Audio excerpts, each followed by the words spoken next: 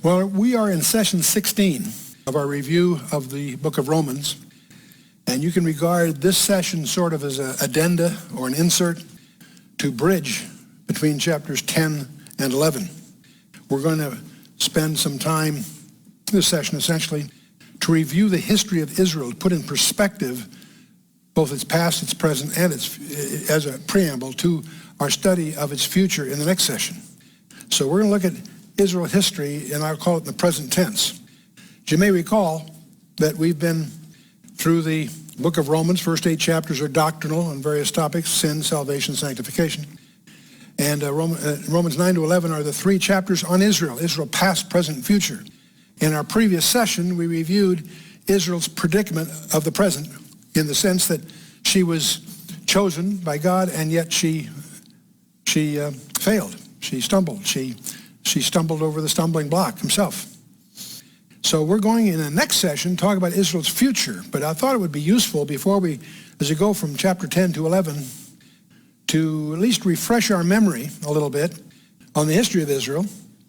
And I'm drawing for this from a number of our previous studies. We have a very extensive study of the Middle East called The Roots of War, and many of these things will be excerpted from that and some of our other briefings. So many of you who have a deep experience with our materials may find some of this material new, and some of it may be a surprise. So we're going to, next time, talk about Israel's future. But if God is so skilled at sovereign election, as we emphasized in chapter 8, whom he elects, he predestinates to be conformed, what about Israel is the question. That's sort of a lurking question behind these last few chapters. Paul uses Israel as an example of how God deals. That's why we're studying it so intensely. These chapters will tell us a great deal about the nature of God. It isn't just our interest in Israel directly, it's lessons. Israel was chosen, we discovered, chapter 9. But although they were chosen, they blew it. We want to understand how they blew it so that we don't blow it too. They rejected the Messiah, among other things. And there is a heresy in the church that we're trying to highlight for your own study. Most churches are immersed in a heresy over this very point. They believe a view that says God is all through with Israel. They have no future. That's literally what they teach. That Israel forfeited her promises that God made to her. Those promises now belong to the church. It takes a great deal of allegorizing. Allegory is a license to invent, by the way. It literally is. You always interpret by the literals, illuminate by the allegories, not the other way around. We need to study and discern the distinctives between Israel and the church. I urge you in your Bible studies to be sensitive to the differences between Israel and the church. They have different origins and different destinies. I'm not going to badger this more other than just to make you sensitive to it. See, the very bizarre belief emerged in the 4th and 5th century became the primary doctrine of the Christian church. That had tragic consequences for the Jew. It justified all kinds of astonishingly horrid persecutions of the Jews, the Christ killers, they called them. They were the Christ killers. If you want to blame someone for the crucifixion of Christ, blame me. It was my fault. My sins that put him on the cross. Now, the Reformation did a lot of wonderful things in soteriology, but it did nothing to stop the anti-Semitic beliefs. And that confusion in the church about Israel is what led to the Holocaust in Europe. And that's been well documented. This same confusion is emerging again and will lead to the next Holocaust. That's the reality. The first Holocaust killed 1 Jew out of every 3. The next Holocaust will kill 2 out of 3, according to Zechariah 13, verses 8 and 9. I didn't say that. Zechariah did. And the roots of this next Holocaust will be the same as before, the anti-Semitism within the church itself. When I say church here, I mean the organized church, obviously. When the church became anti-Semitic, it obviously was tragic for the Jew. It was also tragic for the Christian because we lost our Jewish roots. Most Christians have no idea what the Old Testament is all about. Just a matter of, first of all, basic literacy. Here's an interesting thing. Put your finger in the Bible at Genesis 12. And then put your other finger in Acts chapter 2. And pick it up. Pick up your Bible from Genesis 12 to Acts 2. And what's between your fingers is all about Israel. Think about it. Yet most people have no idea about the concept of Israel, that is, in the sense that it is a key instrument, the key instrument of God's plan of redemption. Okay, why is all this so important? Because of the summary, the purpose, tragedy, and triumph of all history. Jesus said, "O Jerusalem, Jerusalem, thou that killest the prophets and stonest them which are sent unto thee, how often I would have gathered thy children together, even as a hen gathereth her chickens." That was the purpose of all history. That was the climax of all history. But you would not. Behold, your house is left to you desolate. Forever, no. We're going to discover in the next chapter of Romans when that's going to end. Blindness was decreed upon Israel until a certain point in time, and we'll study that in our next session. But the triumph of all history, of course, is when Jesus says, "I say unto you, ye shall not see me henceforth until ye shall say, blessed is he that cometh in the name of the Lord." The good news is that restoration is coming, and they will be restored. So chapter 9 is Israel's past, chapter 10 Israel's present, chapter 11 Israel's future. There are two agendas to this entire section. Israel has a future. God has a future plan for them. We're going to learn about all of that. Understand the points Paul is making relative to the existence of Israel that affects all of us. Every one of these things affects every one of us. Israel present, rejected, and why. You know, we did a special study on the Middle East called Roots of War. And when you talk about the Middle East, you can't help but think of Macbeth's famous scene. Act 4, Scene 1. Double, double, toil and trouble, fire, burn, and cauldron bubble. You remember the witches stirring that in the famous Shakespearean play? Well, what kind of a cauldron are we talking about? Well, you take the countries that make up the Middle East and dump them in this cauldron, and they all blame all their plight on Israel, which is ridiculous, of course. Absolutely absurd, because there have been all kinds of wars that Israel has nothing to do with, but they create this belief, and we'll talk about some of the strange ways they do that. Israel, most of you recognize this flag, officially adopted in 48, first introduced in 1891, not earlier than that, by the way. It was used in ancient history, but for many different purposes. The six-pointed Star of David is an ancient Jewish symbol, but blue and white stripes, of course, the Levitical colors. But Israel, when did Israel begin? Some would say Genesis 3:15, the seed of the woman and so forth. Well, that's a defendable argument, and the summary of that woman in that sense is in Revelation 12. Others would argue that it started in Genesis 12, the call of Abraham.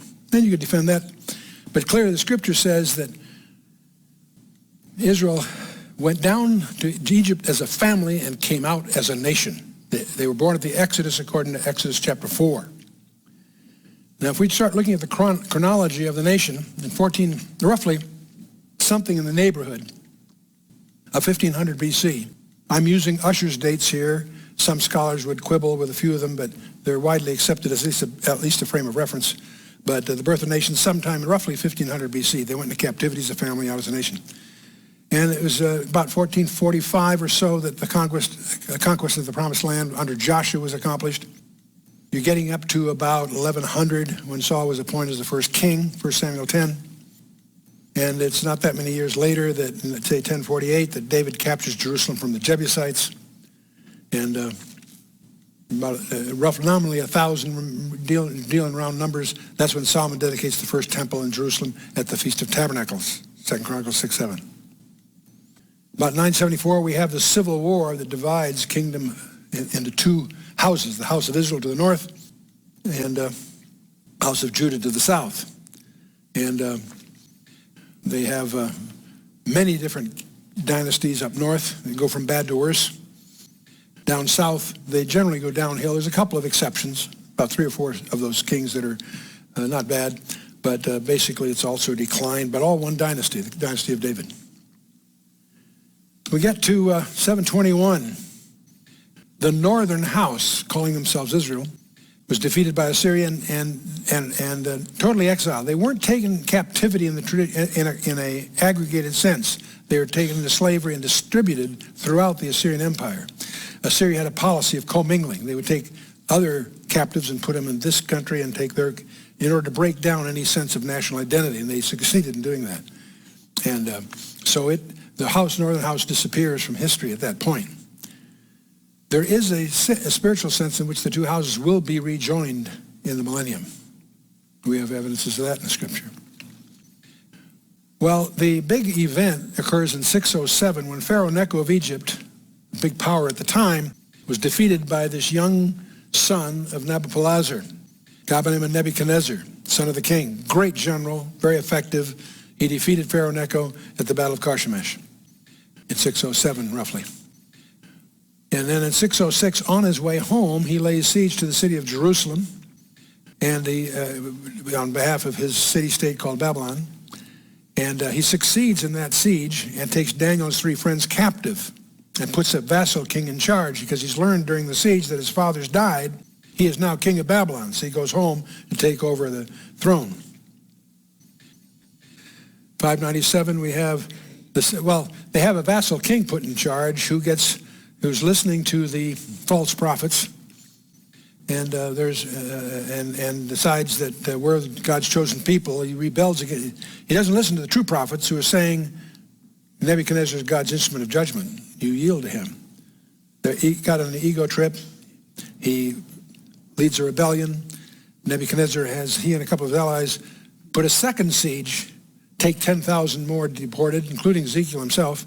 Jeremiah is still in Jerusalem, but Ezekiel now joins, in a sense, Daniel in Babylon. And again, Zedekiah is put in charge, another vassal king is put in charge instead. He also gets on an ego trip ultimately. And 19 years after the first siege, he also tries to rebel, but Nebuchadnezzar not only puts him down, he levels the city. Both Ezekiel in Babylon and Jeremiah in Jerusalem were preaching, saying, yield Nebuchadnezzar. If you don't, God is going to destroy the city of Jerusalem. And they don't listen. And so Jerusalem finally falls in the third siege, and the temple is destroyed. There's some very interesting, each one of these sieges is a key prophetic trigger point for some of the prophecies, but we won't go into all that here. 539, big deal. Persia conquers Babylon. And Cyrus discovers a letter written to him by name in the book of Ezekiel. Daniel shows it to him when he makes his grand entrance. He's so impressed, it's a matter of history, that he releases the Jewish captives to go back and build their temple, gives them financial incentives to do so. And that's the first regathering, then, of the Jews back to their homeland. And Isaiah 11:11 points out it's the second regathering that'll be the big one. That's the one we're seeing going on right now. But the first one was back there in the days of Cyrus the Great. Well, they try to go back and build their temple, not their city. They didn't have that authority. They had the authority to build their temple. They don't get very far because they can't protect themselves. So as the years go by, finally Nehemiah finds himself in a position. He's the wine tester. He's the wine taster, cupbearer to the king, King Artaxerxes Longimanus. And he's in great favor with him, so he takes advantage of that to gain from him the authority to rebuild the wall, rebuild the city. And with that authority, he goes. And the book of Ezra is the troubling time to try to build the temple without that authority, and they don't get very far. But Nehemiah gets the decree to rebuild the city, and that's a trigger point for the famous prophecy that Gabriel gave Daniel in Daniel chapter 9. And you really want to understand the 70 weeks prophecy, the last 4 verses of Daniel 9, because if you understand that, everything else ties together. Well, it is until 332 that Alexander the Great conquers the Persians.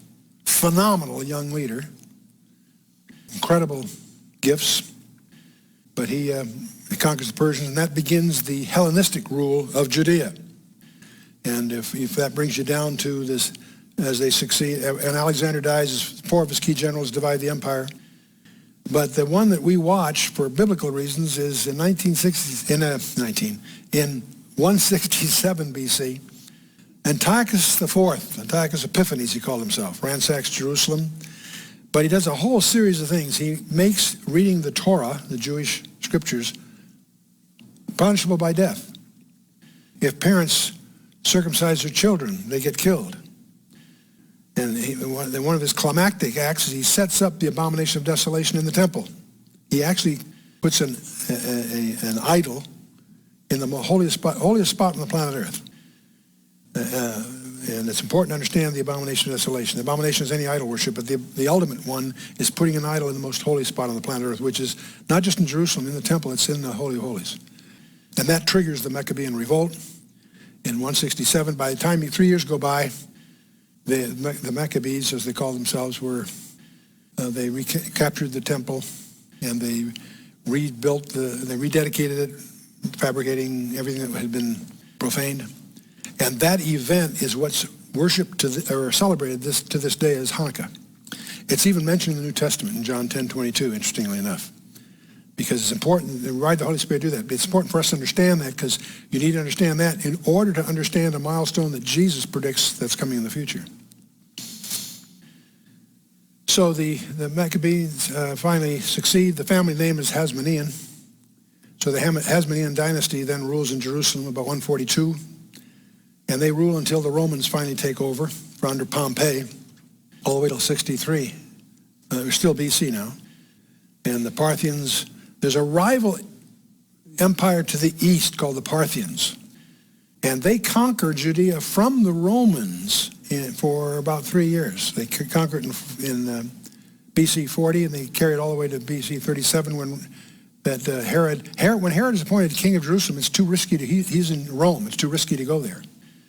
But when they finally threw off the Parthians' control of that area, Herod then he's on shaky ground when he goes there to be acting as the Roman appointed king. And he tries to popularize himself by expanding the temple and a lot of building projects and so forth. The government leaders never hesitate to spend your money to spread their goodwill. So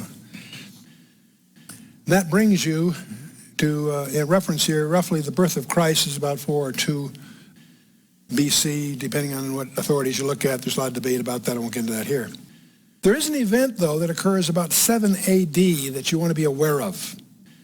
Caesar Augustus appoints Coponius procurator in Judea. He removes the judicial authority from Judea. They no longer have the right for capital punishment. That'll become very important to understand when you get to the crucifixion of Christ. They needed Roman authority.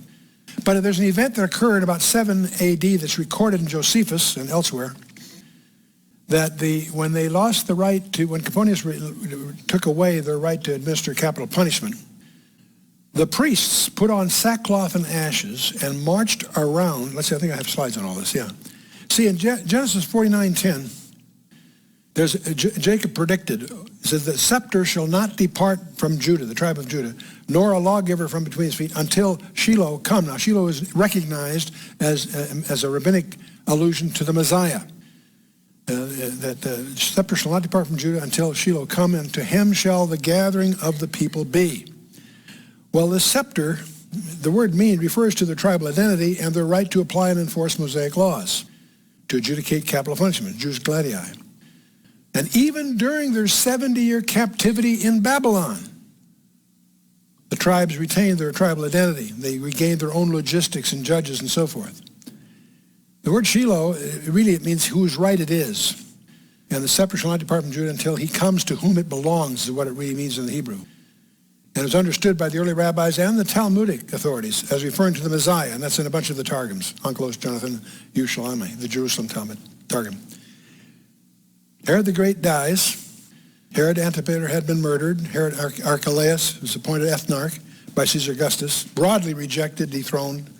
This all in Josephus. Coponius was appointed procurator. The legal power of the Sanhedrin was immediately restricted, and the adjudication of capital cases lost. And this was normal Jewish policy. You'll find this in other works of Josephus, Wars of the Jews, 2.8. In Antiquities, it describes this. After the death of Procurator Festus, when Albinus was about to succeed him, the high priest Ananias considered it a favorable opportunity to assemble the Sanhedrin. He therefore caused James, the brother of Jesus, interesting allusion here in Josephus, who is called Christ, and several others who appeared before this hastily assembled council and pronounced upon them the sentence of death by stoning. All the wise men and the strict observers of the law were at Jerusalem expressed their disapprobation of this act. They didn't have the right to do that, is the point. Some even went to Albinus himself, who had departed to Alexandria to bring this breach of the law under his observation, to inform that Irenaeus had acted illegally in assembling the Sanhedrin without the Roman authority. You get the picture? They're no longer running things. So the priests officially mourned. They went around, they marched around the city in sackcloth, wailing, "Woe unto us, for the scepter is departed from Judah, and the Messiah has not come." The priests actually thought that the word of God had been broken. That's the point that's recorded in the record, in the histories. They believed the word of God had failed. They were unaware.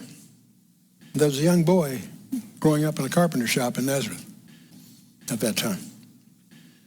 He'd present himself as the Messiah, the King, on the very day that had been predicted previously by the angel Gabriel, 5 centuries earlier. That's what Daniel 9 is all about. Anyway, getting back to Israel. About 20 BC, Herod begins this big reconstruction. From about 28 to 32 is the ministry of Jesus, crucifixion under Herod Antipas, the tragedy of all history, as described in Matthew 23. That's one way of describing it. That's the way Mel Gibson did a movie, The Passion, describing it as a tragedy. That's really not true. It's really an achievement. Every detail was planned before the foundation of the world. But in any case, because they didn't accept him when he came, national blindness is decreed in Luke 19, verse 40 and following, and we'll deal with that when we get to Romans 11. Jesus himself predicts the destruction of Jerusalem some 38 years later. This generation will not pass away, and in one generation, 38 years, down it comes. And that starts the diaspora, as it's called, the outpouring. That became an idiom in our language. The wandering Jew became a proverb for almost 2,000 years.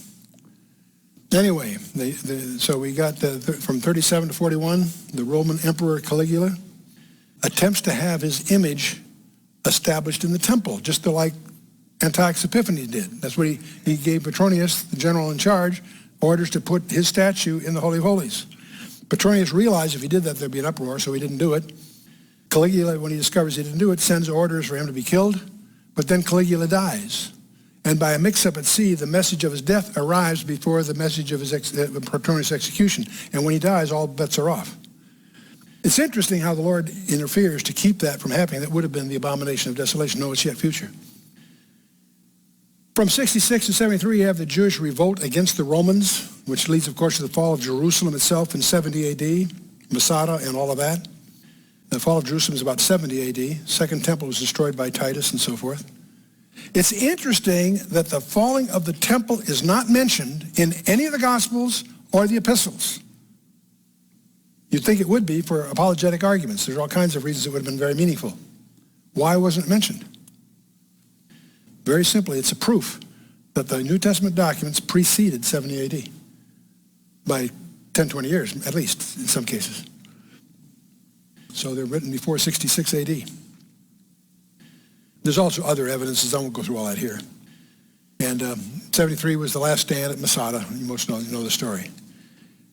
In AD 90, the Council of Yabne redefines Judaism. The Jews have a real problem. The temple's gone. The Torah says without the shedding of blood, there's no remission of sins. There's no place to shed blood that's effective. And so they got a problem. And so they redefine Judaism into a works-oriented, do-good kind of program. And that's all that definition gets started in AD 90 and gets modified as the Talmud gets published a few centuries later. But 132 AD, Bar Kokhba declares himself as the Messiah, and he has a revolt. He successfully destroys the Roman 12th Legion, something they never really recovered from. And he begins trying to rebuild the temple, but it doesn't last long. It takes the Romans about 3 years to get their act together, and they finally crush the Bar Kokhba revolt. But what comes as a result of this, Emperor Hadrian at that time decides there's no way they can rule this troublesome land as long as there's any Jewish presence there. So he orders the city of Jerusalem totally plowed under and builds a Roman city on top of that. And so Aelia Capitolina was the name of the city. It was Hadrian's middle name, and his capital was built on the ruins. But the interesting thing was a temple to Jupiter was built over the site of the Jewish temple, and we think we know where that is, and it's not where the Dome of the Rock is. Anyway, the names, they deliberately named the region after the Philistines. The way to do that in Latin was to call them Palestina. That was the Latin term for the Philistines. They're deliberately trying to eradicate any evidence of Jewish presence. And with that Roman name of Palestina, sticks, of course, with the British, and the Jerusalem Post was called the Palestine Post until the state was finally formed and so forth. But when you use the word Palestine, you're using the name of their enemy, given to them by their enemies. You get to into the 4th century. By now, Constantine has taken over, and he legalizes Christianity throughout the Roman Empire. He doesn't declare it the state religion. His second successor after him does that. But he does make it legal. It was illegal up till then, but he realizes over half the world was slaves, and most of them were Christians in the caves hiding. It was a very shrewd maneuver for lots of reasons. He not only legalizes Christianity, that was popular for lots of reasons, but he also declared one day a week as a day of worship. He had 3 different groups of sun worshippers in his empire, and so he felt he was unifying the empire by doing all that, and administratively it was very effective for him. And he also is fed up with Rome, so he moves the capital of the world to Byzantium and renames it Constantinople. And over 1,000 years later, it'll be run over by the Muslims, and they rename it Istanbul, as it is today. Well, it's the second successor after Constantine, Theodosius, that makes Christianity the state religion of the entire Roman Empire. Big disaster, of course, because now you've got state-appointed pastors and no regenerates, or very few probably.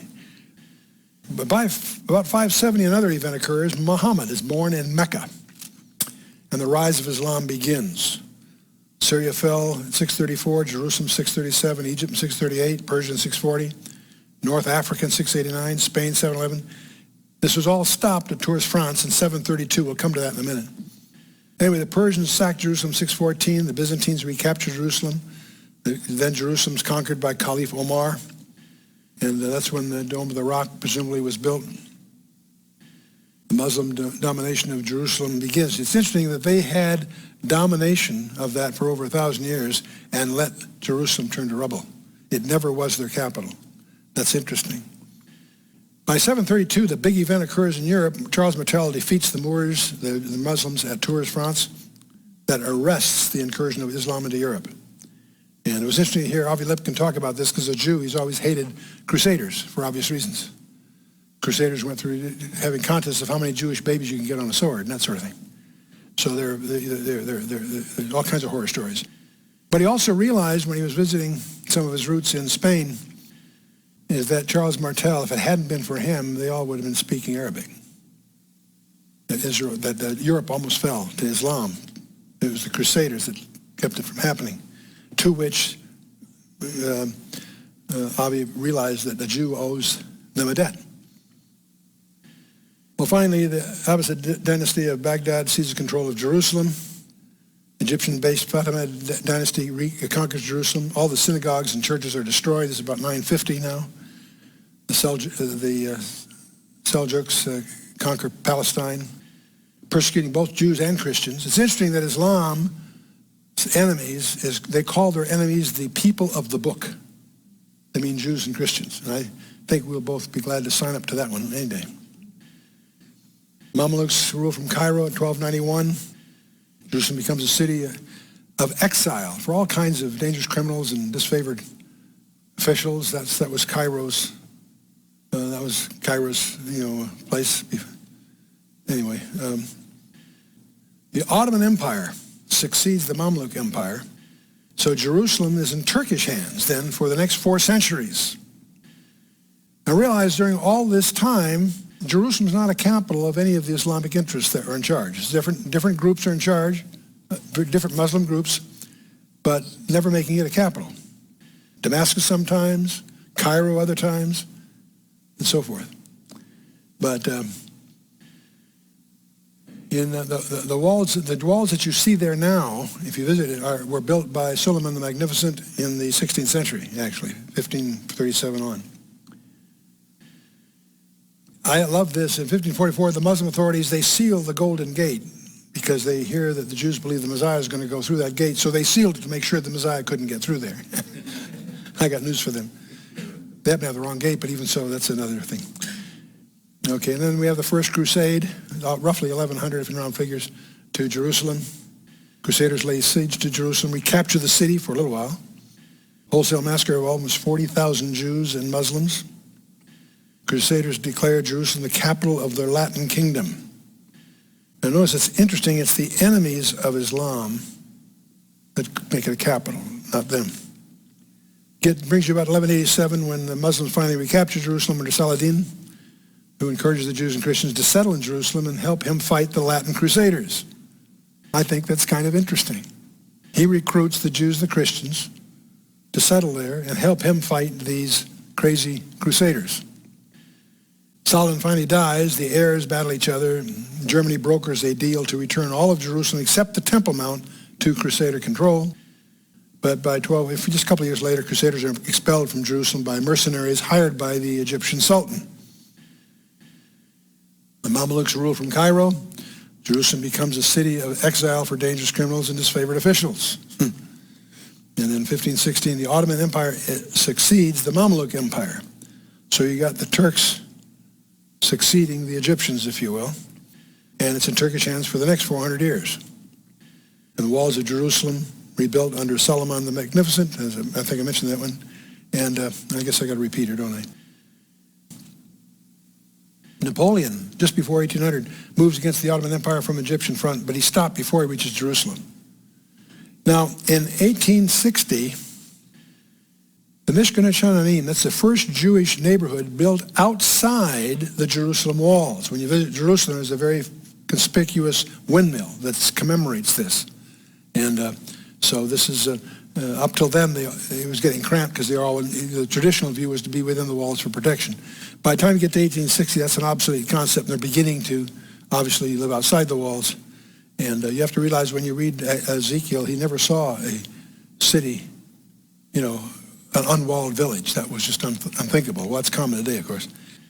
In 1881, that's in Russia, the pogroms start awakening the Jewish identity. And so we're getting into the late 19th century, and a number of events start to indicate that the regathering is going to begin. In 1882, there's the publication of Leo Pinksker's Auto-Emancipation, calling for the establishment of a Jewish state. And this began the first wave of Zionist immigration to Palestine. But it's a few years later. It's 1894 is the key event occurs. There is a kangaroo court, as I would call it, in France. An officer by the name of Alfred Dreyfus, who happens to be Jewish, is framed as a traitor and put on trial, found guilty, and it becomes a national uproar.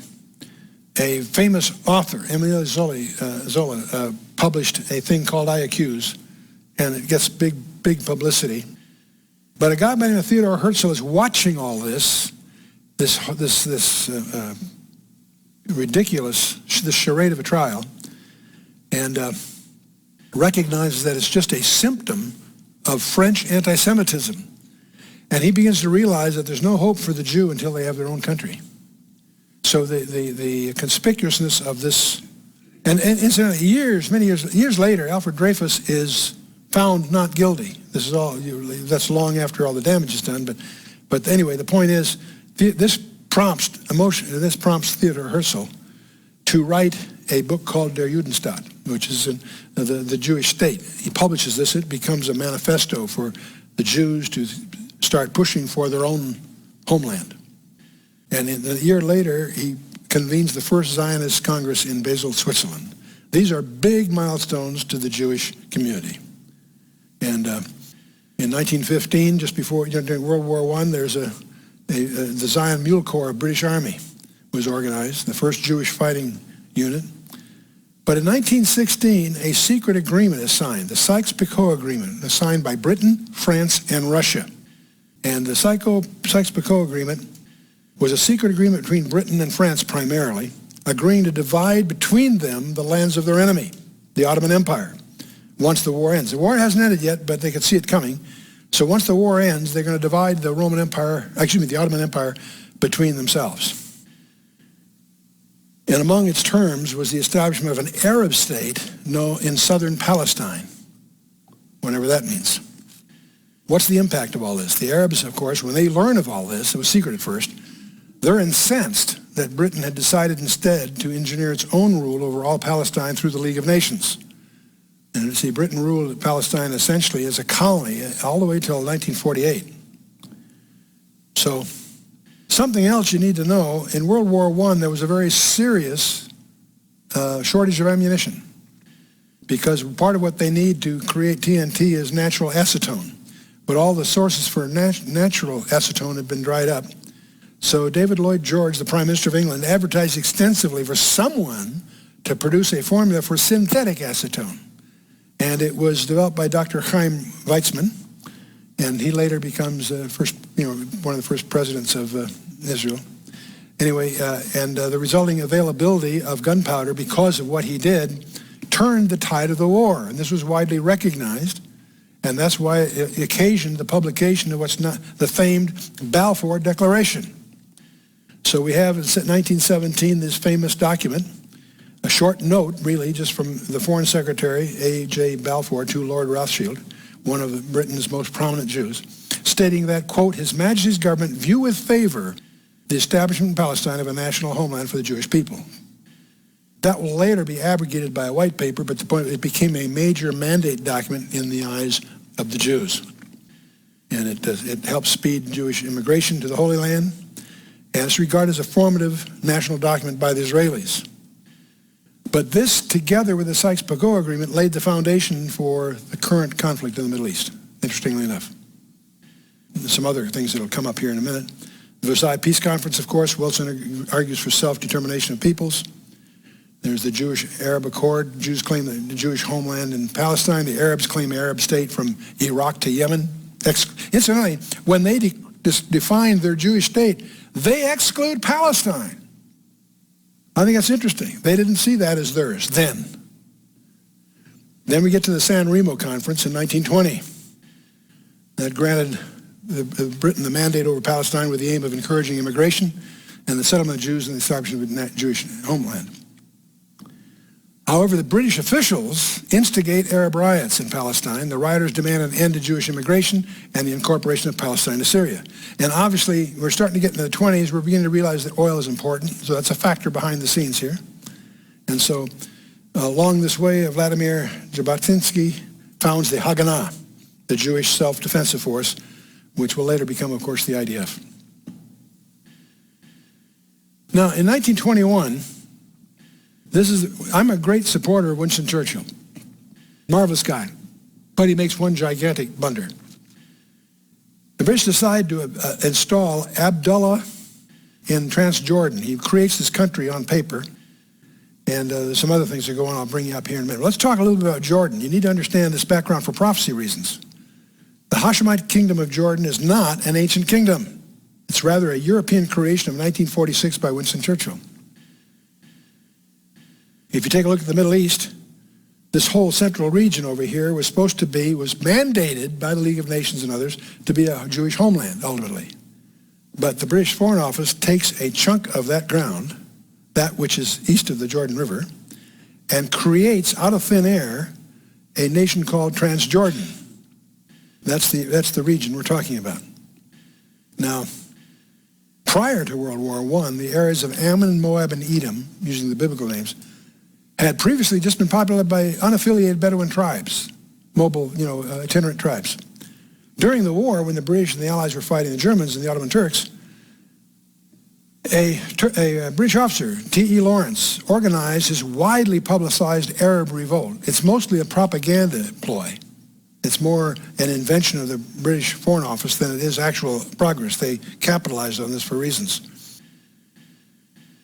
General Allenby is ultimately victorious in the Middle East, and so the League of Nations awarded the British a mandate on April 25th, 1920, which was to endure all the way until May 14th of 1948, a mandate to preserve peace in the area. In 1921, an aggressive young man named Abdullah, son of Sharif Hussein of Mecca in Arabia, in other words, he's an Arabian, moved into the land east of the Jordan River with his troops. The British Colonial Secretary recognized Abdullah as the Emir of Transjordan. They made that up, by the way. It didn't exist before. Abdullah then consolidates control with his British-trained Arab Legion. So it's all a propaganda thing. From 1946, after the war, Abdullah is crowned king of Transjordan. Now, since 1999, his great-grandson, Abdullah II, is the current king. In 1948, Jordan joined the attack against Israel in its War of Independence and successfully fought the Haganah and held the West Bank. But in 1967, the so-called Six-Day War, they again joined Egypt in the Six-Day War, but they lost it all. In 1998, previously having repudiated any rights to the West Bank, Jordan signed a peace treaty with Israel at Camp David. This one has been a real one, a serious one. Now, why am I getting into that? Because there's a very interesting exception in the scripture. In Daniel chapter 11, verse 41, speaking of the Antichrist, it says, he shall enter also into the glorious land, I assume that's Israel, and many countries shall be overthrown, but these shall escape out of his hand, even Edom, Moab, and the chief of the children of Ammon. What does this mean? Have no idea.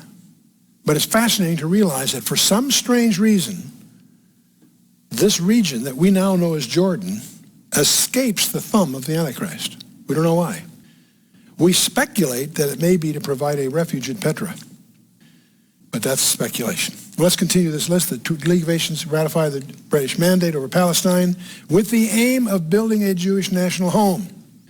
But Churchill's white paper creates Transjordan, taking 78% of the land allocated for the British mandate. So if you want a Palestinian state, Churchill created it for you. It's called Jordan. It literally stole the land from that which the League of Nations had set aside for Israel, 78% of it. Well, listen, when Vladimir Jablonski founds the Zionist revisionism, forerunner of the Herut political party and the modern Likud party, there's riots in the 20s, 29, the other big riots, massacre of Jews in Hebron, Safed, and Arabs demand an end to Jewish immigration. The Arabs continue to scream, and Britain accommodates the Arabs. In 1930, they actually produced a white paper which limits Jewish immigration to Palestine, in a direct contravention to what the mandate that they were given by the League of Nations. Then in 1933, another event occurs that got all of our attention, thanks to Churchill. Hitler comes to power in Germany, and he passed the Nuremberg laws. What are they? They became one of his party's infamous, it was after one of their big rallies. The laws provided for the legal framework for stripping Jews of all their rights as human beings. It's astonishing to read that framework. The first of which is titled The Law for Safeguarding Human Blood and Honor. The laws and their successors paved the way for deporting the Jews and ultimately for death camps of the Holocaust. What's the impact? Murder of 6 million European Jews. And the inability of most of the survivors to return home even after Germany was defeated in 1945. But the good news is, many people would argue that if it wasn't for this, you wouldn't have a Jewish state today. It took the guilt of this mess and the sympathy of the world to get the state formed, is the argument that is advanced by some. But meanwhile, of course, the violence continues to get prompted by the Arabs in Palestine. Arab rioters murder 500 Jews and thousands of Arabs, demanding an end to Jewish immigration. The Arab nationalist movements riot to stop Jewish homeland in Palestine. They throw their support behind Hitler. The Arabs throw their support behind Hitler. Everybody forgets that today. But the 1937 Appeal Commission asserts that the Jewish national home cannot be built in Palestine. It recommends that repartition of Palestine into a tiny Jewish state, 5% of the total area, and the Arab state in the remainder. It's rejected by both the Arabs and the Jews. Britain halts Jewish immigration to Palestine, condemning millions of European Jews to the Holocaust. There's 1937, and America participated in this, relegating these boatloads of people to the death camps. 1938, Munich Conference, that betrayal of the Czechs. I want us to get into the Sudetenland story. We'll come back to that in a minute. In 1938, we have the Munich Conference. In 1939, he overruns Czechoslovakia, and that announces an end to Jewish national home, and no immigration for 5 years, and so forth. Now, And then Hitler then invades Poland, and World War II, as we know it, begins. I want us, if you haven't ever studied this, pay attention to what happened in Czechoslovakia, because it's a fascinating case study in human affairs. Hegel is famous for saying, history teaches us that man learns nothing from history. And here's a good example. Czechoslovakia had a major strategic barrier. They had 800,000 armed regular army. That's a powerful army even by today's standards. They had a highly efficient arms industry, Czechoslovakia did. And they had the Sudeten Mountains, which were a formidable barrier politically, militarily, protecting their heartland. Prague was the capital. Get that picture. Their fortifications were regarded as impregnable.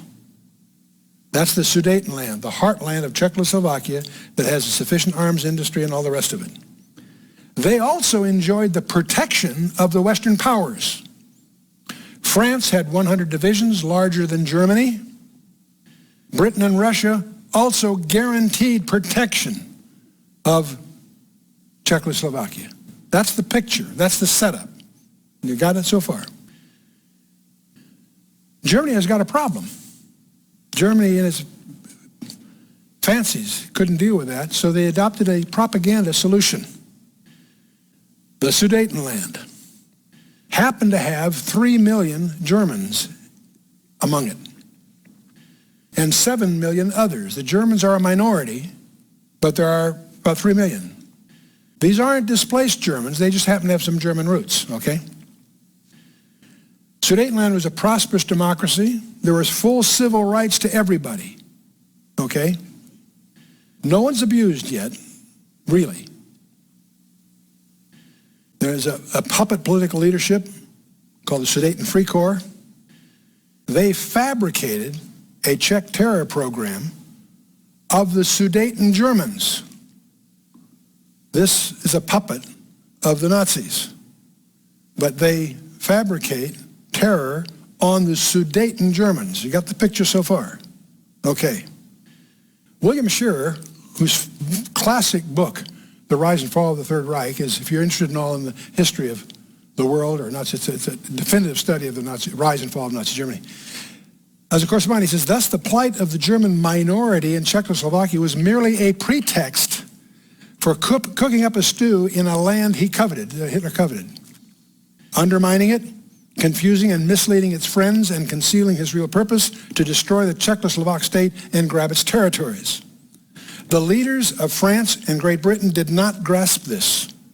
All through the spring and summer, indeed almost to the end, Prime Minister Chamberlain of Britain and Premier Daladier of France apparently sincerely believed, along with most of the rest of the world, that all Hitler wanted was justice for his kinsfolk in Czechoslovakia. So Hitler's instigating terror things on the Germans to have something to complain about. That's all Czechoslovakia's fault for not taking care of them, see? This is what's called the reversal of causality, to turn it around and paint it backwards. The intransigent Czechs, according to the press, were the obstacle to peace because they're not giving in to Hitler's demands. The Czechs were precipitating a crisis to prevent the breakup of their state, is the story. The choice between war and peace was in their hands. Whose hands? The Czechs' hands. This petty segment of Europe is harassing the human race, was the call. Suddenly the Czechs are the bad guys. There's a small minority of Germans that are being assaulted by a terror group, and all the propaganda is blaming Czechoslovakia for not dealing with that, and it becomes the cause célèbre. It gets worse. It gets worse. The argument is the Western powers should force the Czechs to relinquish the occupied territories. Czechoslovakia is somehow painted as inappropriately occupying this that really belongs to these Germans. Hey, they're a minority in the first place, and they're not the ones screaming. Hitler from outside is screaming. They're manufacturing a point of view. In 1937, 1938, the Czechs were pressured by leading Western powers to meet the Sudeten demands. Western press laments the Czechs' disregard for peace in Europe, injustice of not allowing the Sudetenland to be returned to Germany. Hey, wait a minute, it never was part of Germany. It's not part of Germany. It's the core land of Czechoslovakia. That's lost on everybody. The British envoy demands the Czechs remodel foreign relations to assure freedom from aggressive action against their neighbors. They want to have the Czechs take action to keep the Czechs from hurting their neighbors. Not hurting their neighbors. September 18th of 1938, the British and the French determined the Czechs must accede to Hitler's demand for the peace of Europe, for the maintenance of peace and the safety of Czechoslovakia's vital interests. You got to be kidding. It's their vital interest. They're forcing them to hand over. They want an international guarantee of the new boundaries, and if not, they would fight Hitler alone. Wait a minute, these are the people, British and French, that are treaty bound to protect Czechoslovakia. They're using their abrogation of that treaty as a threat. It's called extortion.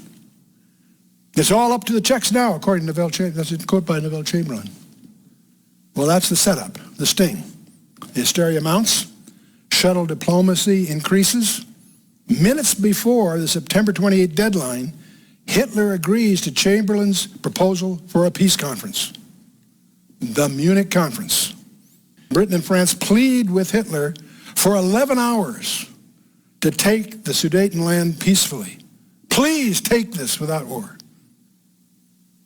And he finally, after 11 hours, reluctantly agrees. He finally gives in to these demands that he engineered in the first place.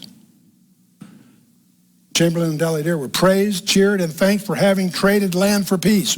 Land for peace? That sound familiar to you somewhere? Never. He came back, and his famous quote that will ring through eternity: "My friends, I believe it is peace in our time." The Prime Minister of Czechoslovakia says, "We have been basely betrayed." He understood. No one else did. 1 Thessalonians 5:3, when they shall say peace and safety, then sudden destruction cometh upon them, as travail upon a woman with child, and they shall not escape. Phase 2, September 30, 1938. The Czech army withdraws from the Sudetenland. The German annexes it, followed by more demands. Violence and oppression continues. March 15th, 1939, the Nazi war machine rolls through the rest of Czechoslovakia. That arms industry, those strategic mountains, the whole routine are now in Hitler's hands. Something he could never have won militarily. Didn't have the muscle. The Western powers did nothing. Their assurances to Czechoslovakia meant zero. Why am I going through this so much? Do you see a pattern here?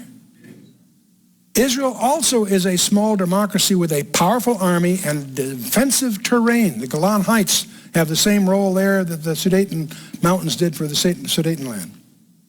Direct seizure, unthinkable. Now, they tried a few times, always lose. Pressure from the West, that's achievable, because the media are prostitutes. Reversal of causality, astonishingly effective. That Israel is somehow the cause of all the terrorism. I got it on Fox News the other day. You know, Israel had wiped out some terrorist leader. And even they say the supposed terrorists. Now, come on. You know, who's doing the terrorism? When you go through an airport, they're not looking for an Israeli bomb. Reversal of causality, astonishingly effective through a managed press and an illiterate electorate. The press are prostitutes. The politicians are one step removed from that, and the electorate in general, the average person, you know, what's the biggest problem? Is it ignorance or apathy? I don't know and I don't care. Okay, well, anyway, let's continue. Back to the World War II days. The Mufti that was appointed by Britain relocates himself to Berlin. That tells you something about his sympathies. Meets with Hitler, announces the intention of creating a fascist Arab state, agitates for the destruction of world Jewry, instigates terrorism against Arab moderates. Also, notice that, instigates terrorism against Yasser Arafat. Later, Yasser Arafat murdered more Arabs than he has Jews, because his game is to keep them extremist. If you try to be a moderate Arab, you don't have a chance. Your enemy is the PLO. Okay, then the Nazi conference at Wannsee decides on the destruction of all Jews in Europe. That's their policy. This tells you it's satanic. You know, this is more than just somehow an exploitable resource or something. No, this is satanic, clearly. If you look at what's really going on in Islam, it's satanic. They do things that are not even in their own best interests. It tells you something else is driving. It's demonic. Anyway, 44, we have the British Brigade, part of the British forces, fights alongside the Allies to make a name for itself. That counts for something. When World War II finally ends, liberation of the death camps, where 6 million Jews died. Arabs are still demanding an end to Jewish immigration and the so-called illegal smuggling of Holocaust survivors into Palestine by the Jews. All kinds of underground actions, of course.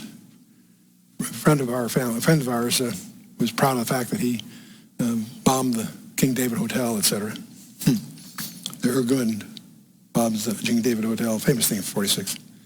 Well, finally, in 47, British says enough already. They can't handle it anymore. They announced their withdrawal. The United Nations announces a partition in the Jewish Arab states. The partition, this is facing a Jewish crisis, refugee crisis, and mass immigration. It could no longer control Britain, acceded to Resolution 181 of the newly founded UN, which also called for the partition of British-ruled Palestine into separate Jewish and Arab states, with Jerusalem as a separate entity administered by the United Nations. That was their concept. What was the impact? The Palestinian Jews approved the plan, astonishingly enough, but the Palestinian Arabs and neighboring Arab states rejected it. Al-Ibn was famous for counting 9 times when there's a walk away from various tables. It was always the Arabs that walked away. He said they never miss an opportunity to miss an opportunity. And tension turns to violence, and British goes to withdraw. The Dead Sea Scrolls happened to be discovered about that time. And so finally, 48, you have the invasion of the Arab forces are aimed at preventing the establishment of the Jewish state. The Declaration of Independence by David Ben-Gurion, citing Ezekiel as his authority, names the new Jewish homeland, Israel. He's the first prime minister. And the British mandate, you know, as it expires, the Jewish just declares their state. And the U.S. and the USSR, interestingly enough, together quickly recognized it, which I thought was, that's it. I can't think of U.S. in those days, U.S. and America agreeing on anything. The Palestinian Arabs, joined by 5 neighboring states, launched a war that everybody thought, sure, they just walk over them. 5 countries, thousands of times larger than Israel, are going to walk over them. No, they didn't. And meanwhile, some 700,000 Palestinian Arabs fled from their lands, encouraged by their own Palestinian neighbors. The Jews pleaded for them to stay, promised them citizenship. Now they left. The refugee problem is created by them. By the end of that war, of course, Israel expanded its borders. I love the T-shirts. You know, it says, attack us again, we need the real estate. You know? Egypt occupied the Gaza Strip. Jordan occupied the West Bank of the East Jerusalem, including the Old City. And the huge population of Palestinian Arabs had fled, and they would ultimately become radicalized in the squalor of the refugee camps. The people that are keeping those camps are the Palestinian neighbors. There's no reason they can't absorb some of those.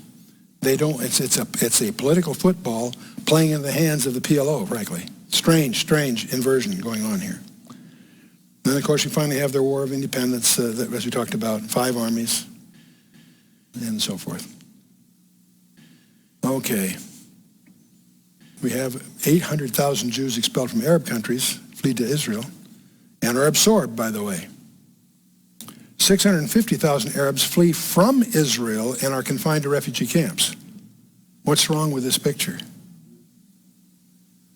Nasser Arafat of the Husseini clan begins organizing the Palestinian radicals in Cairo, recruits a number of these wild guys for the PLO, and there's terrorist raids, so we have to go through all of this. The Israeli army adopts a policy of reprisals, which is the only thing they understand. Then we get to the Sinai campaign. Gamal Abdel Nasser nationalizes the Suez Canal and blocks Israeli shipping. Israel captures the Sinai from Egypt. Not the last time, by the way. And terrorist bases in Gaza dismantled. The Soviet pressure forced Israel to withdraw from the Sinai without a peace treaty.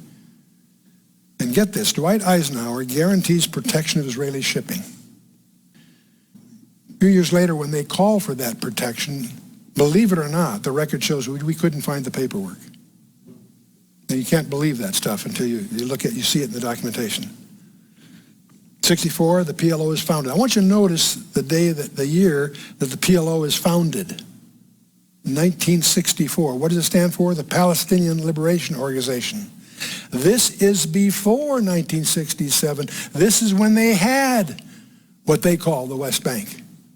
This was before they had what they claim they're after is what they had then. No, they were formed to get the whole thing. They're calling for Israel's destruction, totally. They've never struck on that from their documents. And the campaign of terror attacks escalates as it just goes on. And so PLO adopted a charter setting out its claim to all the land once ruled by Britain as Palestine.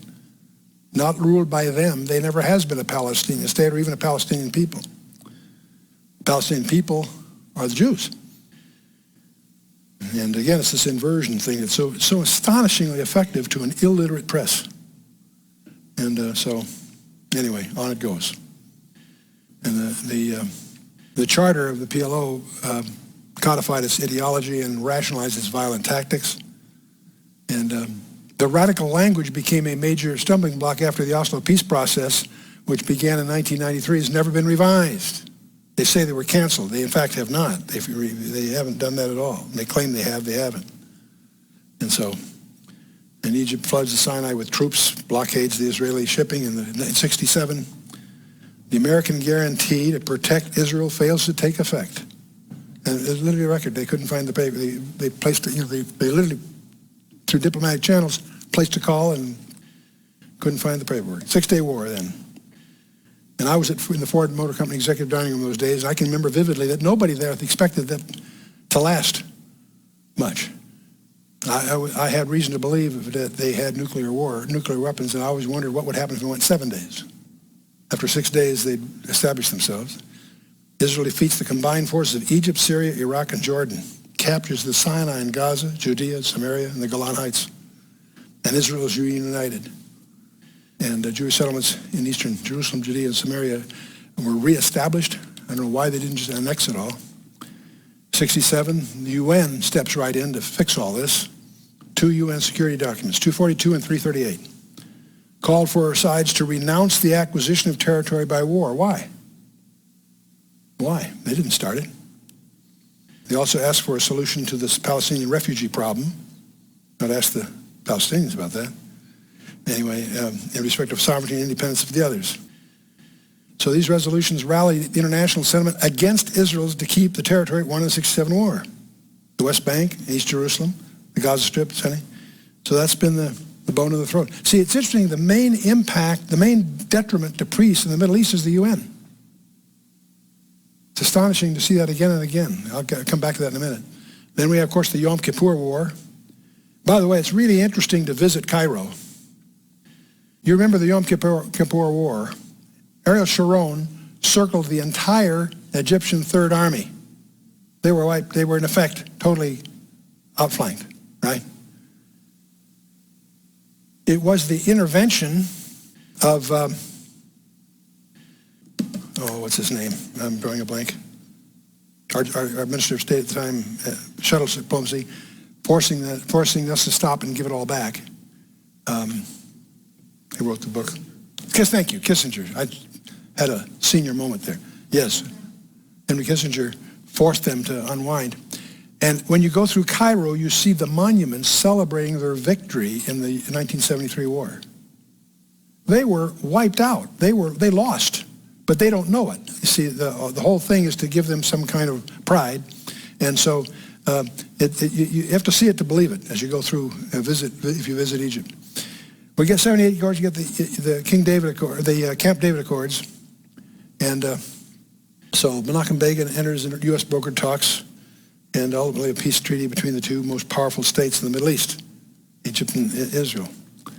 It held fast, but the relationships between the states were still strained. And Sadat was ultimately assassinated largely because of Camp David, and the attempt to draw the Palestinians, Jordan, and Syria into talks failed. So then we have the annexation and claims Israel passed two key laws in the 80s. The first named all of Jerusalem, including East Jerusalem, the Old City, as Israel's eternal capital. Jerusalem is the capital of Israel, but even the U.S. hasn't got the guts to do what the Congress has instructed the administration to do, which is put our embassy there. But we won't do that. And the second annexed the Golan Heights, which is kept from Syria in 1967. And so these moves by the right-wing government enraged the Arabs, of course, and made future talks more difficult. The Israeli moves argue these moves are vital to security and their identity. And most of the world, including the U.S., still maintains its embassies in Tel Aviv, because we do. If we would do what we should do and put our embassies in the capital, it would be a statement. Then we have the 93 so-called peace accords. Years of secret contacts led Israel and PLO into a complex formula agreed by both sides. The secret contacts wasn't by Israel and PLO, it's by everybody else meddling here. And so the larger issues, by the way, the major issues were not dealt with. Jerusalem, statehood, and refugees were all put off until the final status talks. That's stupid. We agree on the small points, we leave the main issues unresolved. And that's when we have Rabin and Arafat and the famous handshake on the White House lawn. What a travesty. And like Sadat, Rabin paid with his life, and of course the accords have proved impossible to implement. The Arab side has done zero. Not one of the commitments they made has been kept. And of course the fundamental problem is not the borders of Israel, it's the very existence of Israel. The size is not really the issue anyway. And we go through the Israel-Jordan peace treaty. I mentioned that to you already. We don't have to get into that detail here. And that caused trouble for King Hussein because his kingdom has a Palestinian majority. But at least as a second Arab state to officially recognize Israel, Egypt and Jordan have, it paved the way for others and keep Oslo talks moving. Then we have the so-called interim agreement, which really has very little effect. I don't have to go through all this here in our time here. It all bogged down over complexities in Hebron, and the politics is just irresolvable. And so we have the Y River Agreement, which there again, extremists continue to try to upset the elections. And violence early in the term of Prime Minister Benjamin Netanyahu virtually shut down the process for several years. So the Y River Memorandum revived it with U.S. President Bill Clinton mediating the new disputes between the parties. The PLO, meanwhile, was going broke in Tunis until Clinton got that revitalized for them. Israel pledged to resume land handovers. Palestinians vowed to step up security measures. And everybody fell victim to recriminations, and so it all gets stalled again. And the last one in our list here is the meeting in Egypt. And again, very ambitious plan, agreement or not. And it would all unravel. Not important to get into the details because it was all for nothing. 2000, Camp David II. And that also is Clinton trying to form a legacy, something before office. And so Israel, for the first time, offered part of East Jerusalem as a Palestinian capital, plus most of the West Bank. Stupid move, but they offered it. They literally put like 98% of what they were asking for on the table. Who do you think walked away? Arafat did. He found something he didn't like, and he walked away.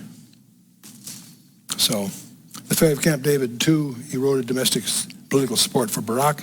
He resigned in December of 2000, called for fresh elections. And his political decline heralded the rise of Ariel Sharon, the Likud party, and you know where that's all gone. So there's more of these talks. Again, nothing really seriously concluding, especially while Arafat was alive. That was a tragedy for the Arabs as well as the Jews, because he had no interest in the welfare of the Arabs. He was interested in his own agenda. And so all kinds of talks, nothing really happening. Let me give you one fact to finish this all up. The United Nations, up until 1990, which just happens to be the data that I have collated here, there were 175 Security Council resolutions passed by the United Nations Security Council up until 1990. Of the 175, 97 were directed against Israel. Now, the fact they even involve Israel is astonishing, because there's a lot of countries, a lot of problems before the UN besides Israel. But 55% of the resolutions they passed had to do with Israel. All were anti-Israel. anti-Israel. All of them are anti-Israel. Well, that's the Security Council. What about the General Assembly? They published 690 resolutions. 429 were directed against Israel, 62%. Do you understand what this is telling you? Do you understand why Israel does not get excited when the UN is going to offer to broker some borders or what have you? That's a joke. It's a pathetic joke. Well, so much for a quick skim through here. Romans 9 was Israel past. Romans 10 is Israel today, and so we thought it would be appropriate in order to get to Romans 11. Our next session will be on Israel's future.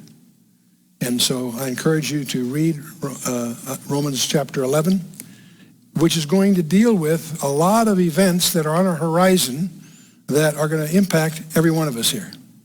So let's stand for a closing word of prayer.